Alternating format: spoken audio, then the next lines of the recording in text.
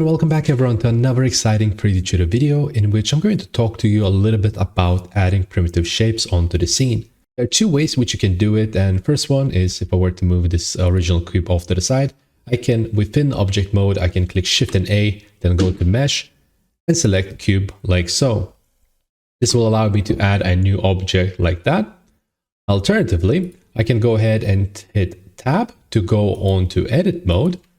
And that will allow me to edit the vertices of the selected object like so, which now we can go ahead and use Shift and A to select mesh to add. So I can add a new mesh like so, and it'll add to where my 3D cursor is, circular part over here.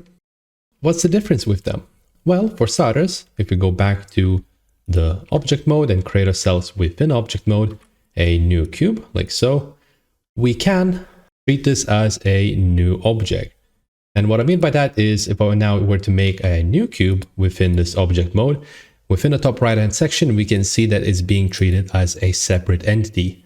This is pretty good when we're working on multiple assets and whatnot, or within one large section and we need to separate it into multiple chunks. But what's really nice about having two separate objects is that we can have them be treated independently in regards to transformations and scaling and whatnot. So for example, when I change this from a median, so the median would allow us to basically scale both of them with the same median point of the part in the middle. As you can see over here, it was going between the two origin points and it was going right in the middle. So two objects means that it'll allow you to have two different origin points. But if we were to change the median point to individual origins, we can now see that each one of them are actually going on based on their own unique origin points.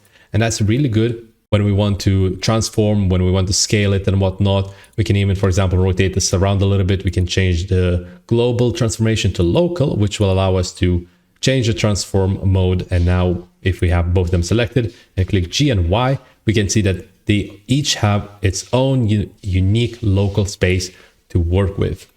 So that's pretty neat. Now, as for the edit mode, if I were to create a new cube within an edit mode, so I'll go here, I go into edit mode, click Shift and A, select the cube.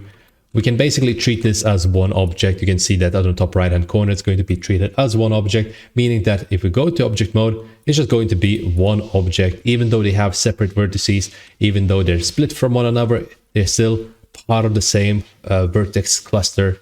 And this is pretty good when we need to, for example, have them overlay one another, or you treat them as basically one asset.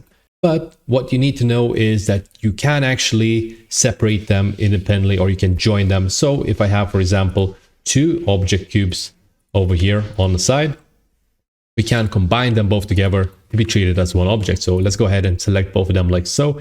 And now click Ctrl J to join them in. And this will basically have the selection turn into one object mode. And that's pretty neat. Alternatively, once we have the two of them joined up, what we can do within edit mode is we can select one of it. We can select one of them, or just make any selection basically. But in order to select this entire cube and just the cube itself, I'm going to click L on my keyboard, which will allow us to select the whole connection, the whole cube. Since they're not connected, we can separate them and whatnot. But once we have them like so, we can simply click P and then separate by selection. This will allow us to get the two cubes separated, and it'll give us the two original objects. The only thing that I would recommend you doing after doing that is once you select it, you can see that the origin point is off to the side, which might cause some issues in some future. So for example, I want to rotate it. It's not going to rotate around itself. It's going to be quite a difficult task if you have this type of origin point. So what I recommend you doing is right click, set origin point to geometry, and that'll give you a nice origin point to work with. Probably the nicest thing about adding objects within edit mode itself is that you can use modifiers and it'll apply everything within that same object. So what I mean by that is if I were to go on to modifiers and add myself a mirror, like so, I can have myself mirrored area. So I'm going to go ahead and mirror it to the other side like so. And now, as you can see, if I keep on adding more cubes, putting them off to the side, we can create ourselves a very nice shape. And we can just go ahead and select them all. For example, click Shift D just to reiterate the point. And just like that, we're able to get ourselves whatever shape we want, basically. It gives us full control over the modifiers, and I can just add it like so, put it off to the back. Now, if I do want to have one in the middle, and that's a little bit off-centered, so I can click Shift D, and that's not looking too well, I can go ahead and click P, split off the selection, and now I'm going to have this without the mirror modifier. So I'm going to go ahead and close this down, and now we can be slightly offset. Again, going to right-click, set it to a geometry, the center point, so I can rotate it nicely. I can just have a cube at the top, just like that. So it's like slightly off symmetry type of a setup. And yeah, that's pretty much it in regards to this video. Thank you so much for watching. If you do enjoy this type of videos, this type of content, don't forget to like the video, subscribe to our channel, and leave a comment down below of what you would like to see next. We also produce a variety of other different types of things. We make things like online courses that allow you to learn in a progressive manner about Blender software.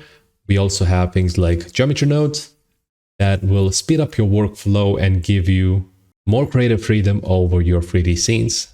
So yeah, that's going to be it for me. Thank you so much for watching, and happy modeling, everyone.